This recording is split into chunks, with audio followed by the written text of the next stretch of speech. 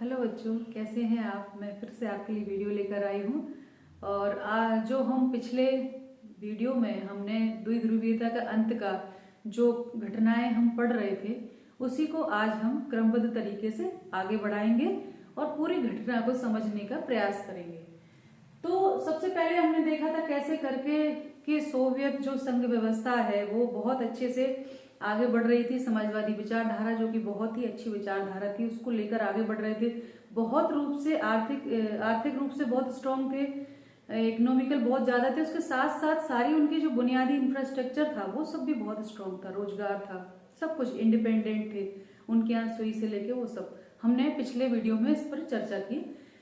आगे घटना को बढ़ाते हुए कि अचानक प्रश्न ये उठता है क्यों अंत हो गया द्विध्रुवीयता का।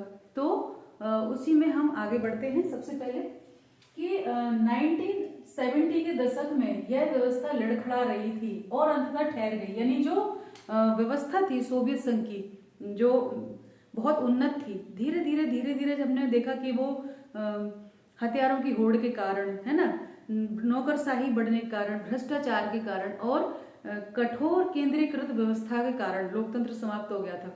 तो ऐसे में और अफगानिस्तान में जो युद्ध हुआ उसमें हस्तक्षेप किया था उन्होंने, उसके कारण उनकी अर्थव्यवस्था कमजोर हो गई थी। आगे बढ़ते हुए ऐसे में ये सब चल रहा था। तो पहले तो वो लड़खड़ा रही थी और अंत में जाके वो ठहर सी गई, यानी सारा डेवलपमेंट रुक गया, वैसी स्थिति हो गई, बहुत पिछड़ गए।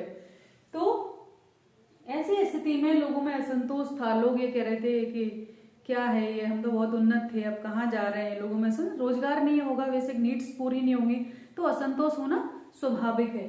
तो ऐसे में 1980 के दशक में मिखाइल गोर्बाचेव कम्युनिस्ट पार्टी के महासचिव बने।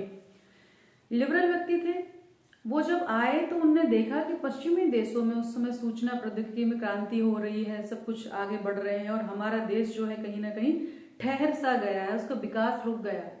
तो उनको लगा कहीं ना कहीं चीजें कॉम्प्लिकेटेड हैं, इनको ठीक करना चाहिए। तो उन्होंने जो व्यवस्था थी बिल्कुल सख्त थी, यानी कुछ भी अगर हुआ, क्रांतियां हुई, आंदोलन हुआ, विरोध हुआ, तो उसको सख्ती से दबा दिया जाता था।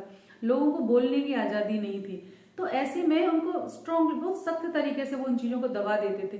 तो जो गोर्बाचेव थे उन्होंने ढील देना शुरू किया। उनको लगा कि इन सब चीजों में कुछ सुधार की आवश्यकता है, तो उन्होंने उसमें ढील देना शुरू किया। तो पश्चिम, उस समय क्या हुआ था, पश्चिमी देशों में सूचना प्रौद्योगिकी में क्रांति हो रही थी, यानी बहुत आगे वो लोग बढ़ रहे थे। सूचना प्रौद्योगिकी, संचार क्रांति के माध्यम से विश्व एक दूसरे से जुड़ रहा था। वहां की जो जनता थी उसको ये पता चला कि विश्व में क्या क्या हो रहा है, किस तरह से लोग विकास कर रहे हैं, किस तरह से लोग कुछ भी बोल पाते हैं, लोकतंत्र क्या होता है, ये सब चीजों से वो परिचित हो रहे थे।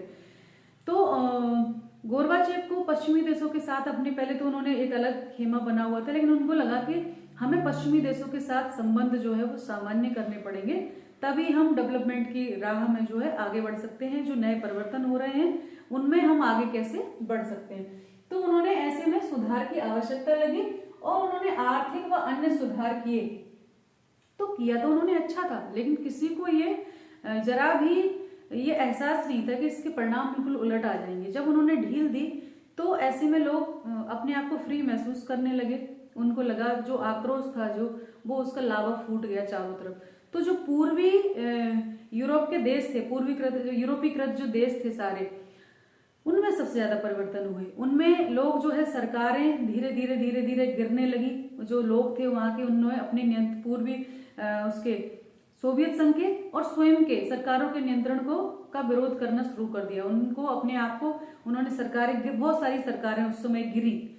तो ऐसे में ये सब परिवर्तन होने लगे, यानी धीरे धीरे अव्यवस्था और असंतोष चरम पर पहुंचने लगा। सुधार किए थे अच्छे के लिए, लेकिन उनके परिणाम कुछ और आने लगे। ठीक है, तो सरकारें, पूर्वी यूरोपीय देशों ने अपनी सरकार और सोवियत संघ के नियंत्रण का विरोध किया और सरकारें गिर गई। तो ये घटना बड़ी आश्चर्यजनक थी कि ये सुधार के लिए किया गया था, लेकिन इसके परिणाम तो विपरीत आए। गोर्बाचेव को भी ये उम्मीद नहीं थी कि इसके ऐसे परिणाम आएंगे। तो धीरे धीरे अब इसमें सबसे ज्यादा जो अव्यवस्था फैली थी, या जहां क्रांति हुई थी, या विरोध सबसे ज्यादा जहां चल रहा था, तो वो जगह थी यूरोप वाले देश। मध्य एशिया के जो गणराज्य थे उनको कुछ भी परिवर्तन नहीं हुआ। वो नहीं चाहते थे कि वो सोवियत संघ से अलग होना, वो अपने आप को सोवियत संघ के साथ बांधे रखना चाहते, जबकि वो बिल्कुल अलग थे।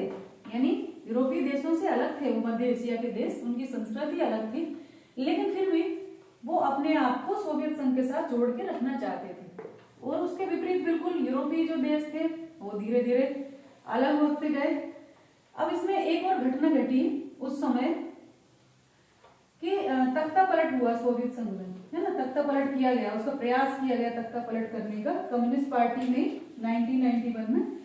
तो बोरिस येल्त्सिन जो थे उन्होंने इस तख्ता पलट का विरोध किया। बोरिस येल्त्सिन जो थे वो एक आगे चल के नेता के रूप में उभरे, और जब रूस स्वतंत्र हुआ तो रूसी गणराज्य के वो राष्ट्रपति भी बने, है ना। तो सबसे इसके आगे की घटना हम देखते हैं। जब सरकारें गिरने लगी, जब चीजें बिखरने लगी, तो उसके बाद क्या हुआ, एक तरफ तो जनता विरोध कर रही थी, दूसरी तरफ सोवियत संघ में कम्युनिस्ट पार्टी के अंदर भी जो नेता थे वो भी गोर्बाचेव के विचारों का, उनके सुधारों का विरोध कर रहे थे। तो उन्होंने तख्ता पलट की कोशिश की 1991 में कम्युनिस्ट पार्टी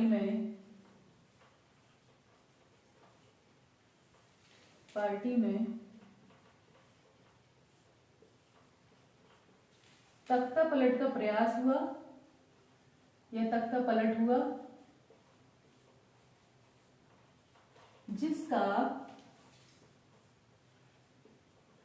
जिसका बोरिस येल्त्सिन ने, एक नए नेता उस समय उभरे, बोरिस येल्त्सिन ने,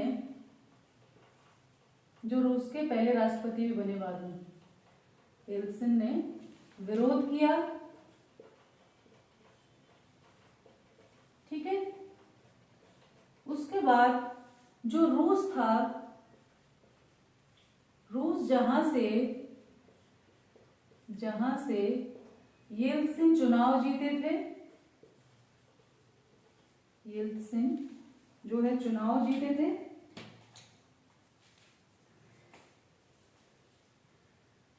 ठीक है, चुनाव जीते थे,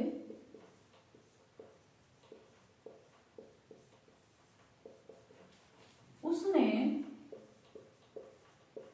केंद्रीय व्यवस्था का विरोध शुरू कर दिया या केंद्रीय नियंत्रण को मानने से इनकार कर दिया। केंद्रीय नियंत्रण को मानने से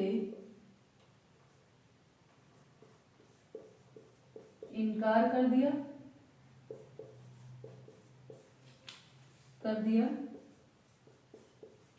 और उसके बाद बड़ा ही नाटकीय घटनाक्रम जो है चला।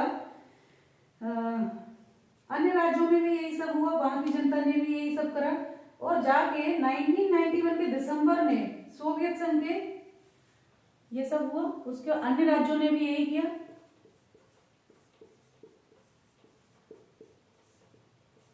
अन्य राज्यों ने भी यही किया, ठीक है। और उसके बाद 1991 के दिसंबर में मैं शॉर्ट में लिख रही हूं, ठीक है। दिसंबर में क्या हुआ, येल्त्सिन के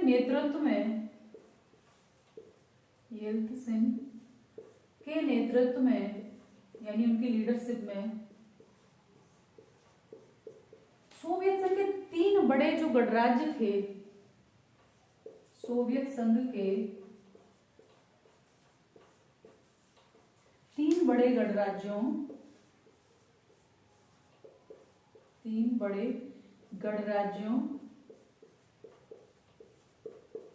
कौन कौन से थे वो थे, नंबर 1 रूस, दूसरा है यूक्रेन और तीसरा बेलारूस।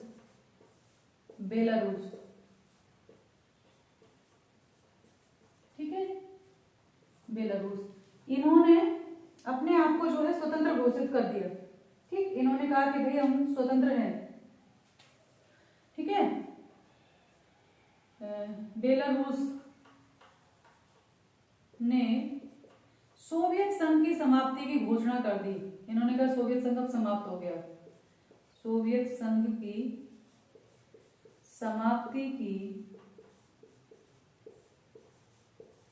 घोषणा कर दी,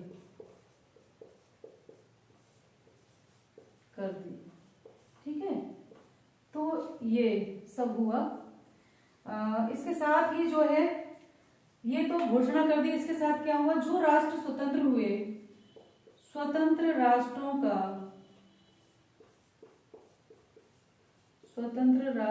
के राष्ट्रकुल का निर्माण हुआ उसी समय, या राष्ट्रकुल का गठन हुआ।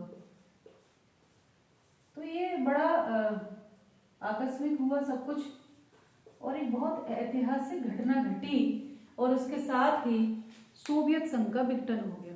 तो बोरिस येल्त्सिन एक बड़े नेता के रूप में उभरे। एक प्रश्न आता है अक्सर कि सोवियत संघ की समाप्ति की घोषणा किसने की, तो उसका आंसर है बोरिस येल्त्सिन है ना, येल्त्सिन ने की थी, क्योंकि उस समय वही लीडर बने और रूस के वो उस समय नेता थे। तो उन्होंने जो है 3 बड़े जो गणराज्य थे, यूक्रेन, रूस और बेलारूस, इन तीनों को एक साथ मिले, इन्होंने अपने आप को स्वतंत्र घोषित किया, साथ ही साथ सोवियत संघ की समाप्ति की घोषणा कर दी। तो इस प्रकार से सोवियत संघ का अंत हुआ, और जो 15 गणराज्य थे उनमें से यूरोप वाले सबसे पहले टूटे। मध्य एशियाई गणराज्य जो थे वो आज भी चाहते थे कि वो सोवियत संघ के साथ बने रहें, लेकिन जब सोवियत संघ ही समाप्त हो गया तो उनको भी अलग होना पड़ा। सारे जो राष्ट्र थे ये जो अलग हो रहे थे वो सब एक कॉमनवेल्थ का उन्होंने गठन किया, राष्ट्रकुल का गठन किया, और उसमें वो शामिल हो गए। जो कुछ राष्ट्र बाद में छूट गए थे वो भी धीरे धीरे उसमें ही आकर शामिल हो गए। तो 2 घटनाएं घटी 1991 में। एक तो सोवियत संघ का विघटन हुआ, राष्ट्रकुल का गठन हुआ, और उसके साथ ही संपूर्ण विश्व जो है वो एक ध्रुवीय हो गया। ठीक है, और संपूर्ण विश्व जो है, विश्व एक ध्रुवीय हो गया। इस प्रकार से द्विध्रुवीयता का अंत हुआ, द्विध्रुवीय हो गया। ठीक है, तो ये पूरी घटना थी। इस प्रकार से हमें समझना होगा कैसे कैसे हम अपनी घटनाएं एक के साथ एक जोड़ते जाएंगे। क्या हुआ, तो सबसे पहले हम देखेंगे कि कब उसका सोवियत संघ अस्तित्व में आया, फिर कैसे वो मित्र राष्ट्र था, एक साथ लड़ रहे थे, फिर क्यों वो अलग हुए, और अलग हो गए, एक दूसरे के शत्रु हो गए, और इसके साथ ही वो घटनाएं सारी जुड़ती चली गई। आगे अभी हम और पढ़ेंगे इसमें। अभी तो सिर्फ मैंने ये स्टोरी एक सुनाई है कि कब सोवियत संघ का गठन हुआ और कैसे उसका विघटन हुआ। अब उसके बीच पीछे के जो कारण हैं वो फैक्ट हम तात्कालिक कारण देखेंगे, उसके परिणाम जानेंगे, और उसके बाद जो अर्थव्यवस्थाओं का पूरा एक संक्रमण काल रहा था, सोवियत संघ की अर्थव्यवस्था का संक्रमण काल था, जैसे शॉक थेरेपी के उसमें, तो वो सारी चीजों कैसे विश्व बैंक और अंतर्राष्ट्रीय मुद्रा कोष वो इम्पोर्टेंट बन गए थे, और जो समाजवादी विचारधारा थी वो बिल्कुल अलग, और विश्व में केवल एक विचारधारा पनपी और उसका नाम पूंजीवाद था। तो ये सारी कहानी हम और आगे कंटिन्यू करेंगे। आज के लिए इतना ही। ध्यान रखिए, पढ़ाई करते रहिए। नमस्ते सभी को, धन्यवाद।